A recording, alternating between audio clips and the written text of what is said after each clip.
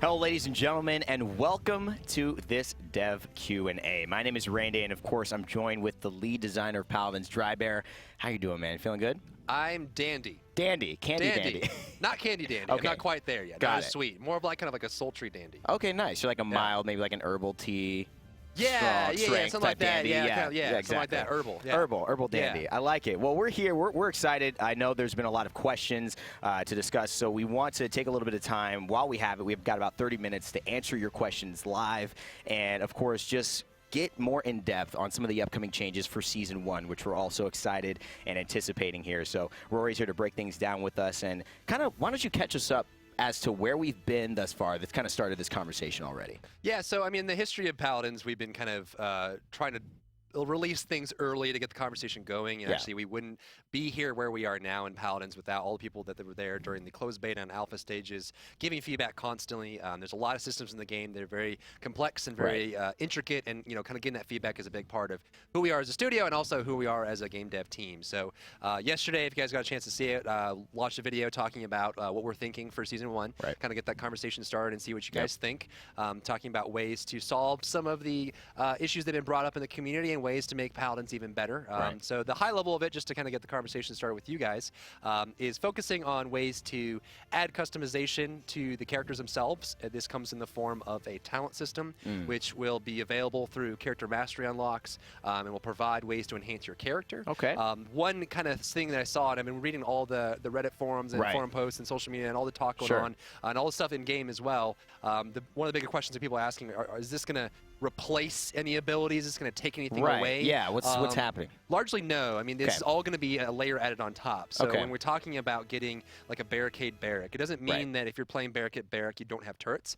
The kit for the character will stay the same. Everything will be there available. You'll just be able to kind of hone in on a Cylon for one of those abilities and say, I really like my barricade, make that just that much stronger, and then you can pick your loadout in addition, and then locked for the game. So you'll still be barrack, you'll still have all the abilities, you'll still have what you have now, you'll just have ways to say, okay, I'm buying in, I'm going full shield, give me that barricade talent, and it makes it that much better. So this is essentially another layer of depth. You're not removing anything, you're not kind of sidestepping and replacing one thing for the other, you're just adding something. That's right. For the most part, there will be characters that will lose something, largely because if we feel, the characters that didn't really get enough love, or feel like there's bloat in their kit where they have too many things, and that's preventing them from being stronger in other areas, or they just don't have enough, right? We may be shifting around, looking at Ruckus's repulsor field is a big one, right? Yeah, that's huge. Not too happy with the fact that he can't use it off the point, so finding ways to rework that with the talent system and in the base kit to make sure that's useful all the time. Grok is a big one too, looking at his ultimate, the way he heals, the way his shock pulse works. So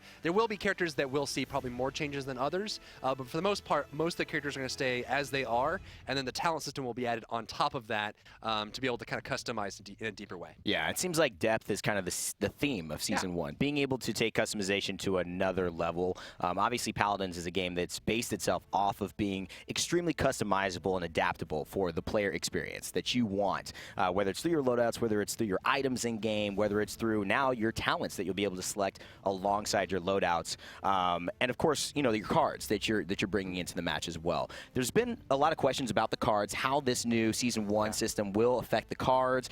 We've heard several things. Why don't you kind of walk us through what the changes are for Season 1 with cards? So our initial thought yesterday, to catch everybody up, was talking about ways to kind of get the cards more depth as well, because we're going to get that with the characters and the talents, kind of enhancing it that way. But bringing the loadouts more to the forefront, adding more value there. And after kind of all the discussions you guys have been having over the last day or so, a lot of great points brought up on the forums, people talking about ways to do an alternate. So kind of shifting that a little bit. So I think today it'd be good to talk about what changes we want to bring along with that. So the high level is we want to make cards more meaningful. We also want to give you more of a sink for your gold. So actually, based on the reactions we saw yesterday, what I want to do is talk a little bit about actually how we're going to enhance the mastery system. We talked a little bit about it yesterday with the video, but the high level is the talents will be in the mastery unlocked. For those of you who don't know, champion mastery goes from level 1 to 25. Okay. There's a lot of advanced progression there you can go through and ways you can unlock. Right now, there's not a whole lot to the system, and we've seen a lot of feedback around that, wanting more ways to unlock, more cosmetics.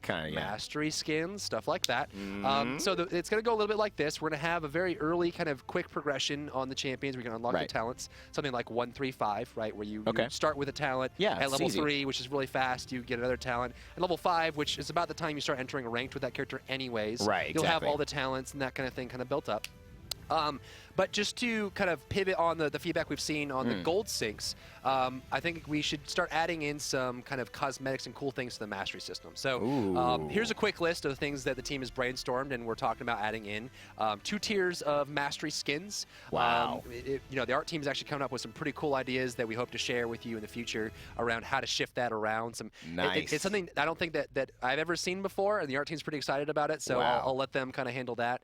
So we'll have 2 different tiers of that. That'll include head, body, weapon. Okay, great. For each one, so that kind of sits Still there. customizing. That's right. We are going to be adding in titles. Ooh. Which could display on your top play, so you earn ways to unlock titles. So you could be, you know, the black magic, right, from the realm, right? Yeah, of course. That. So when you get top play, you'll show that there, and they'll unlock through the mastery system. We'll have ways to add in mastery-only emotes that could display your mastery level in 3D space when you're playing and that kind of stuff. Poses, potentially even new ways to customize your top play experience, animations on that screen, that kind of stuff. So all this will be available through unlock, through gold spend, through gold sync, that kind of stuff. So just to answer the question of, you know, I saw a lot of feedback. We want a gold sync. Where do we put our gold? Cards isn't really the whole picture. We want more. We want cosmetics. We want mastery things. So I think this hopefully answers a lot of that for the community when they're looking for ways to spend gold in meaningful ways. And with all this stuff available per character, that gold pile you've been sitting on will go away pretty quick. Yeah, that seems like something I'm just already getting excited about that. I'm thinking of all the different levels of mastery that you want. And that to me as a player, that encourages me to play more personally because I want those, you know, distinguishes. You know, I want to identify myself as somebody who's played a long time and been able to be successful in the game and show that off in game. I love that that's coming in Season 1. I know that's been something people have absolutely wanted to see. So that's got to be very exciting. And the other thing that I think people have been asking questions about is kind of not only where do I put my goal, but kind of what's the value of my goal? Are we going to make some of the more things more valuable, more enticing? I think specifically Radiant Chest, people wanted to kind of see what some of the plans with that going into Season 1. Yeah, it's a good question. And looking at it, obviously, we do want to add the gold value there. And we think that the mastery increase and, you know, those mastery rewards go from like 1, 2, 3, 4, 5, all the way up to 20, and then like prestige stuff, all that stuff. That'll all be unlocked through the mastery stuff. But I think, to your point, you know, the Radiant Chest becoming more valuable is a big thing in the community. So I think from the card perspective, we do want to enhance the collection aspect of the cards. Being able to feel like you are, you know, making your cards more powerful, making them more meaningful, adding a collection of, you know, when you love Cassie, kind of having those duplicates coming out of the chest become more meaningful. So for the card side, what we're going to do is we're going to be adding in kind of a small amount of flat stats per card. Right? And then that means that when you get a duplicate of a card out of a Radiant chest, you now are going to be making that card more meaningful, kind of increasing the value of that card individually. Interesting. So that means instead of, you know, when you open a Radiant chest and it's full of gold, which right now there isn't a whole lot to spend gold on. There also isn't a whole lot to kind of get out of the Radiant chest. There's a couple, you know, moats and stuff in there. But by making it be more about the cards, the collection aspect, make Radiant chests more meaningful, then we can start focusing on the cards that way. But then we can also start running more options to get Radiant chests, first win of the day, daily login, special events and promotions and weekend bonuses, that kind of stuff, and make Radiant chests also super valuable so you guys have more things to kind of collect. Yeah, boosters as well make all of that process even more lucrative to the player. And I run with a 30-day booster. I get free crystals, so that's a little... And it's a 4th item in the Radiant chest too, so you get more collection there. Those chests are instantly more valuable. The duplicates, of course, you will be able to kind of get a duplicate of card with the stats going up. That will be capped. I saw this question a lot through all the discussions. Will that continue forever? You know, will be someone who just, you know, grinds more, plays more than me, be stronger than me. There will be a cap on that, so at a certain point you'll hit, we're looking at like 5 upgrades right now. So when you get the card 5 times, it's done. All the stats are finished. You have that, and you're going to go on the next card or go to the next character. So look at it that way, so you're able to build it up, get stronger and stronger. And it will be, right now we're planning % damage and % HP. And then the values there will change. And I think what's interesting about that, I think you're already, I am already there. I'm already peeking, you know. We want to make sure that that's a way to allow the cards that don't necessarily have the greatest passive. Exactly. Right? Because like some cards are hard to compare, right? If you look at, you can't compare Incitement with almost anything else, right? Incitement or Onslaught, very useful, very powerful, getting the cooldown reset, the lifesteal, that kind of thing. And you look at a card that may not be as meaningful. It's good. The passive is really good for specific builds or as kind of an enhancement. Yeah. But it's hard to compare those A to B. And so the flat stats, what we're going to do is those will all be variable. So we'll have different kind of values on there, and then we can actually have ways to, and maybe Incitement or Onslaught that are very powerful for Cassie would have a lower starting base stat and then upgrade that way. And then a card that has a passive that is maybe not as comparable would have a higher base stat and upgrade on it, so that when you're putting it together, maybe you're picking more for the fact that it provides more % damage and HP, and the passive is meaningful for your whole build. Or maybe you're picking it because the passive is really valuable, but you're paying the cost of lower stats to get it. Those are really interesting decisions to see players make as well, because sometimes the flat stats are going to be exciting, and sometimes there is that moment that you want to pick that card. This disengage card, it could be great. I'm on a certain map. There's a lot of a fish market comes to example. One of those where you're just like, well, I want to take advantage of this. I get some extra stats on it, even though maybe I won't use it all the time. I could have this as a secret part of one of my decks, which is I encourage everyone to make multiple decks as well. That's part of the fun of building the decks, not just having one, having multiple. I think this will encourage that more for the more variability in the certain situations you get into the game. Moving into some of the questions you all have asked, we've kind of given you a basic overview of what's been proposed as changes for Season 1, how we're moving forward. Let's see what you all have to ask. First one off the top is, are our ratings going to be reset, and when? We are looking at options for that. We could, depending on the changes and how things look, we could do a full hard reset. We could do a soft reset, which kind of brings everyone back in line. We are looking at some kind of way to kind of give everyone a kind of fresh start, because the game will be changing enough where it'll necessitate that, and the ranked will be there. So we are looking at options for that, and it's likely we'll have some kind of fresh start for the players that are playing in ranked. Great. And I would encourage everyone now, because we're trying to get this on early. It is coming, so start stockpiling your gold, get as much gold as you can, start grinding out masteries for those characters, because a lot of rewards and kind of unlocks are coming along the way. So be aware of that and kind of be ready for the patch that comes out. Looking at game modes, we've got Siege, we've got Payload. Obviously, Siege is the esports one. Are there any kind of plans maybe to add some different game modes or game types coming into Season 1? We are looking at PvE and a return of the survival game mode, which is like a permadeath thing. Okay. That's going to be a ways off. The PvE mode will be coming very, very soon in an early stage, kind of get that in there, to get some more encounters experiences in there. And beyond game modes, we're actually looking at a lot of champions. I think it's important to note that the pace that we set for champions in 2016, we're going to blow that out of the water this year. It's we are unreal, guys. Crazy. The team is working overtime right now. We have actually almost 4 champions being worked on at once. Yeah, I played 3 of them. It takes a while, right? Most champions can take several months to make, and sometimes even longer to get it just right and get it out to the public. So we've kind of started that process going really fast, and actually this year we're looking to release a minimum of 15 champions, one average like every 3 or 4 weeks having a champion out. So very, very quick, and a lot of those will be coming back to back. So once you start seeing, we will have a new champion this patch that we'll be kind of announcing this Friday for patch preview coming out next week sometime. And after that, we'll be having champions come along very, very quickly. So we are focusing on, new maps, new champion, lots of good content, making the cards more meaningful, the collection aspect more meaningful, adding tons of mastery rewards that allow you to kind of spend your gold on interesting things, lots of new cosmetics, and then expanding out the ranked system, looking at polishing out the ranked system and allowing people to kind of get that much better. So, a lot of good stuff coming. So, just to kind of clarify as well, I think one of the things that I would love an example for, maybe as someone who's just hearing about the talent system and kind of trying to figure that out, maybe give me an example of what some of those talents would do for, maybe a champion, maybe like a Buck or a Cassie. What would a talent be? There's a couple, some of them will provide different benefits. We are looking to make sure that they're not all serving the same purpose, right? So for a character, we wouldn't want to have 4 talents that are all damage talents, because at a certain point, those will, one of them will just be the best, right? Whichever one is the best, that's the thing. So we're trying to split them out into different usages. An example could be for Androxus, maybe with your Nether Step right now, which for those you don't know, when you activate Nether Step, you dash forward, and then a time window appears, which allows you to dash 2 more times. When that time window is gone, it's gone. So a talent for Nether Step could be, maybe you just have 3 charges of Nether Step. Ooh. There's no time window, there's no requirement, there's nothing else. And then stuff like that, which doesn't have the biggest impact on the character, but all of a sudden everything shifts, right? Because all the cards you have that activate when you activate Nether Step, you can now start storing those and using those for different ways. The loadouts start expanding, right? When you get the dash to heal, now all of a sudden you're the commander of when that heal occurs, and you can start using that, and then the time window goes away. Another example could be for Barrack, maybe he gets maybe he places down 2 turrets at once, or maybe he has 3 turrets instead of 2 as a maximum, right? Something like that. Or, you know, maybe his barricade becomes a dome, like maybe stuff rocket that allows boots it. is a little different. Maybe rocket charges boots. Or... maybe rocket boots has charges, right? Stuff like that. We're looking at ways to make the character more interesting. But again, the important part there is the character stays the same on the base floor. The foundation is the same, and you're basically picking a part of the kit that you feel is important for the match.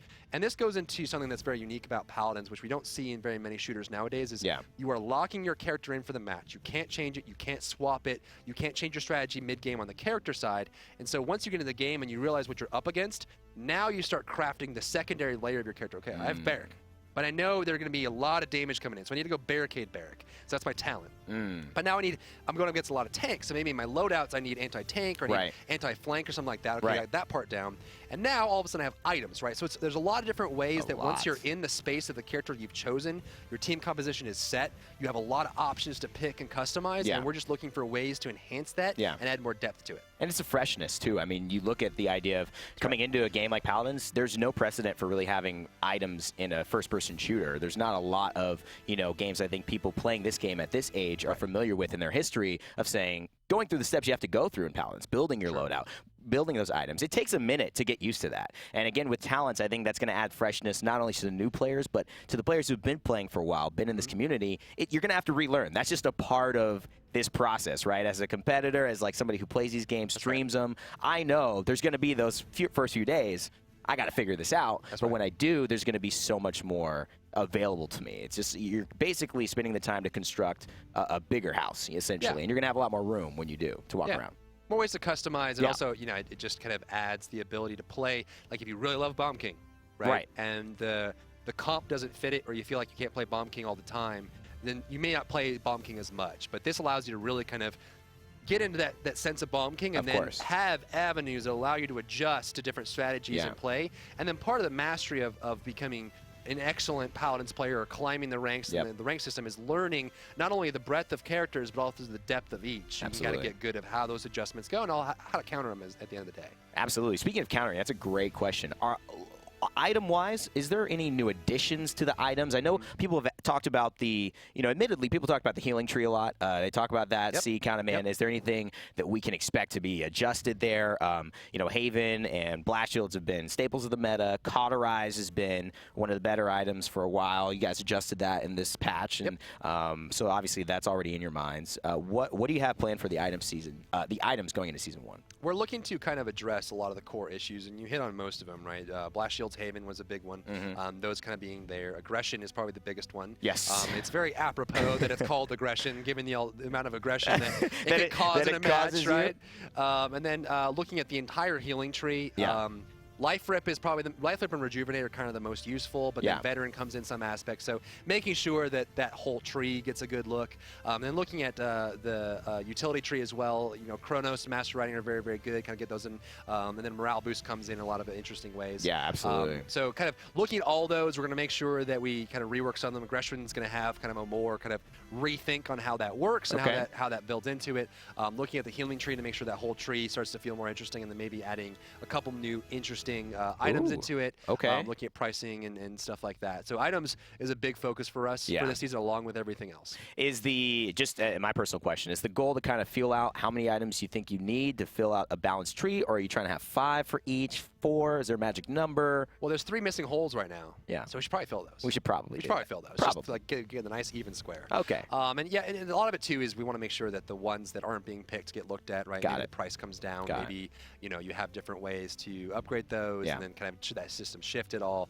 But make sure that those are powerful. And I think the big thing too is that, you know, the item system is actually providing a very meaningful benefit to the game, and the reason why Wrecker and Cauterize and Blast Shields and Haven are so powerful is that, you know, because our games are, you know, around 10-15 minutes, and most of you through surveys and discussions have talked about how Siege feels like it has a really good start and end time. The duration of it's very accurate. Towards the end of that, you do want to be able to start shutting down death ball comps, heavy tank comps, heavy direct damage comps to encourage team composition with variety. And also with new champions, we are looking to add in ways to enhance that, like having more deployable champions, so Bulldozer's more valuable. Adding more CC champions, so Resilience is more valuable, and creating that kind of opportunity cost of, well, if they have stealth. a 5, and stealth as well, to make sure that Illuminate gets in there too. But obviously right now, because there aren't enough of each, sometimes the choices become a little bit more linear, whereas, you know, if they're running a 5 CC comp, are you really going to risk getting blast shields? Right? So that's kind of where the system was built. That's the core of why that system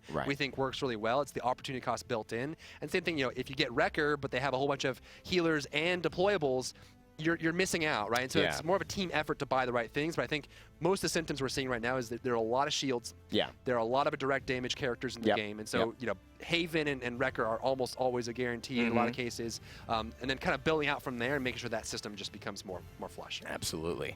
You know, a lot of people also, I think they sometimes forget about just briefly that you mentioned, you know, when those champion slots get filled out, how those change the meta of the items. And really, when you look at some of the champions coming forward, I can't say anything, but I know that they are absolutely dynamic champions that, you know, they're already going to make people make different decisions versus lineups, versus items. So that really is, I think, going to start hitting a lot sooner than people think. You know, you don't have to wait for 15 champions to have enough to start, you know, looking at different item decisions that are meaningful. I think a clarification, some people may be worried that the champion level gets reset with this talent system. Is everything going to stay the same? So if you're... Absolutely not. Absolutely not. No, we at this point, we're not going to do any progression resets, none of that stuff. So just to set this record straight and kind of calm the nerves, whatever mastery you have when Season 1 patch goes out, which hasn't been announced yet, it's not the next patch, there will be no progression reset. You'll have your account level. You'll have all your champion levels, exactly what they are. So again, that's why I'm encouraging you to go out and get more mastery, level up as much as you can, stockpile a bunch of gold, and get ready for the transition so you're ready to kind of bring that together. So all that is definitely staying.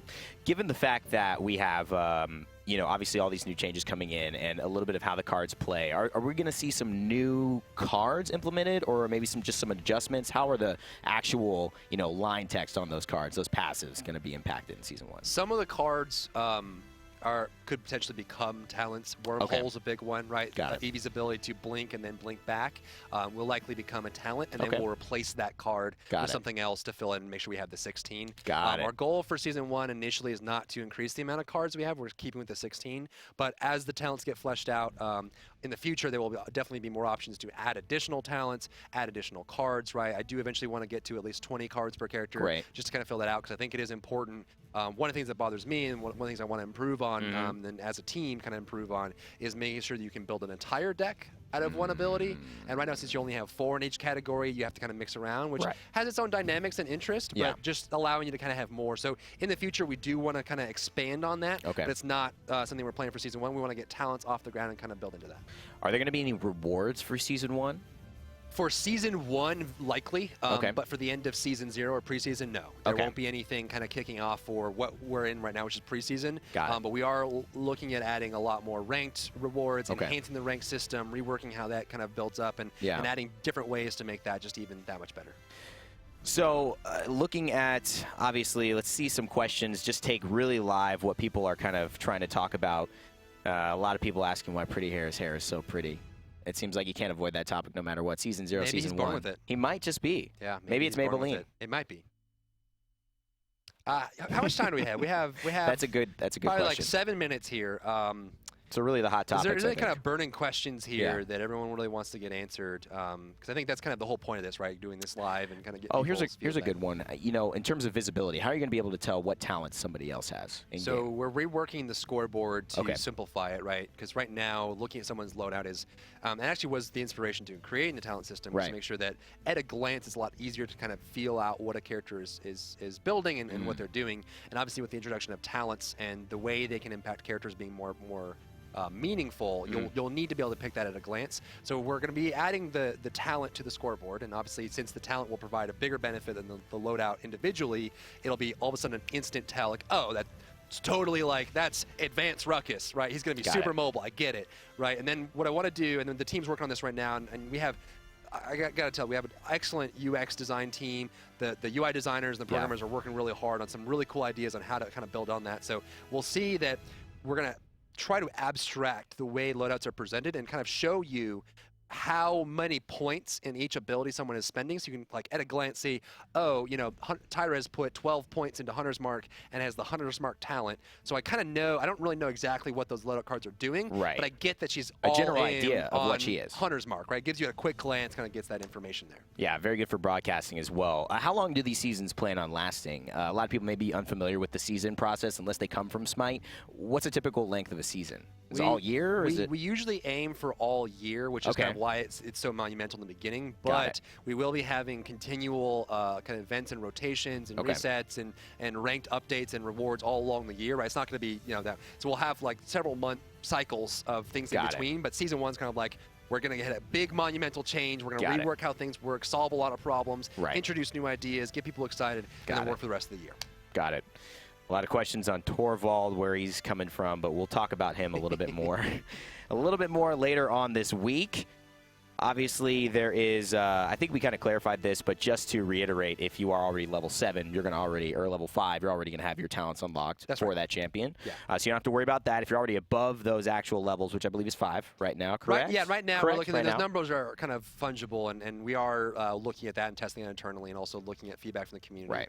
We originally had those a little bit higher, but after the feedback we saw, we kind of adjust those down a little bit, make sure people can get those talents pretty consistently. So yeah, by 5, you know, if it stays the way it is. And obviously, we are planning an extended PTS cycle, which will be at least a week before this patch comes out. So when this patch is set, which is going to be likely a couple patches from now, kind of we'll have a really long PTS cycle, and I encourage you guys to hop on board, play PTS, give feedback, and we'll be doing kind of rolling updates to make sure that we can kind of get all that in there and get everything tested.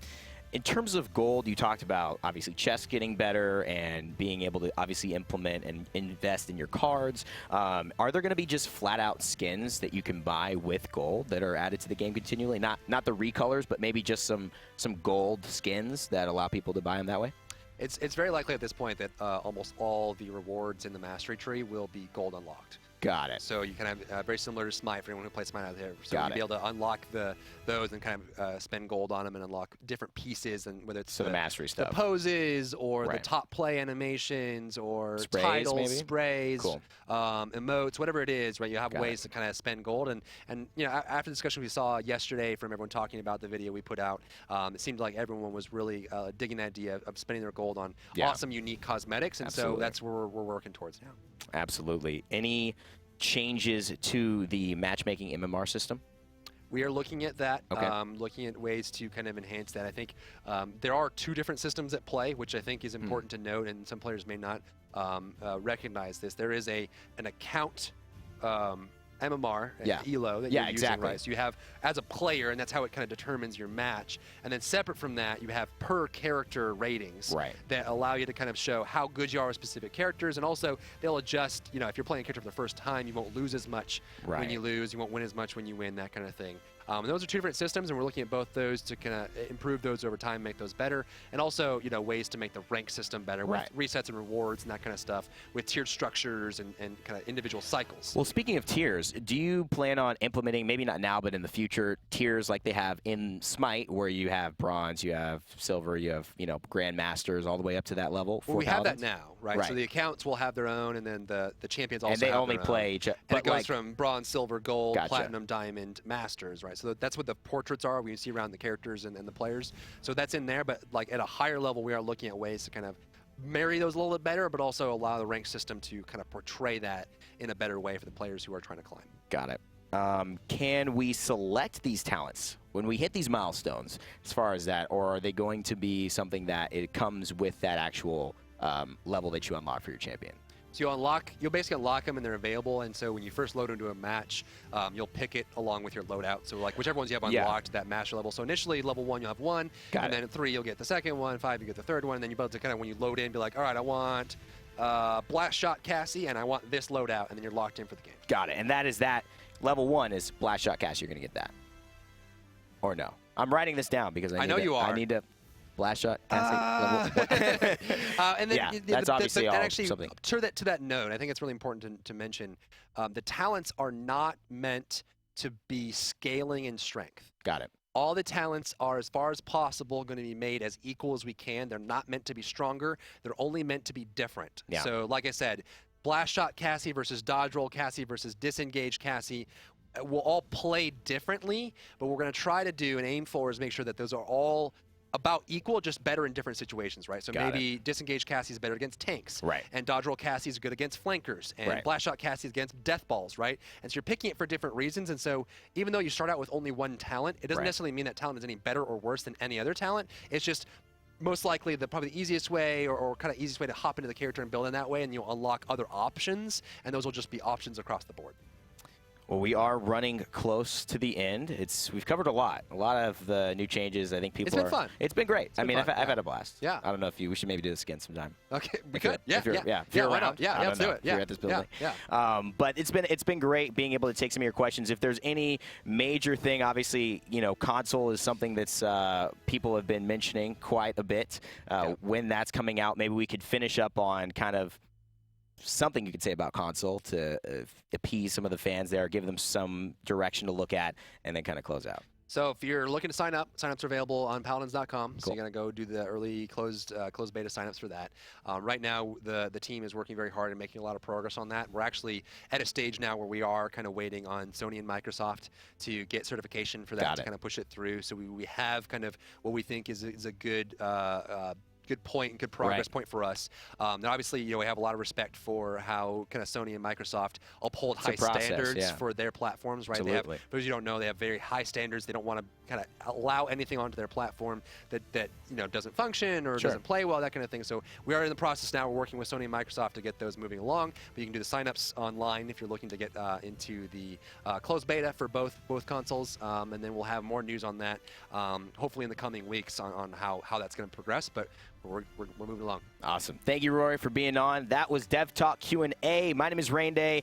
Make sure to stay tuned to everything here for Paladins on all of our channels where you can follow us. Follow us on Twitter and all that good stuff, so you stay tuned to all the updates for Season 1. Stick to the forums and give your feedback on this, and stay active in the community. We got a lot of great things coming up. I've tested some champions I'm so excited about. I can't wait for you all to see them. We'll see you back here on twitch.tv/PaladinsGame for Friday patch notes starting at 4 p.m. EST. And as always, remember to never give up, never stop gaming, and we will see you in the realm.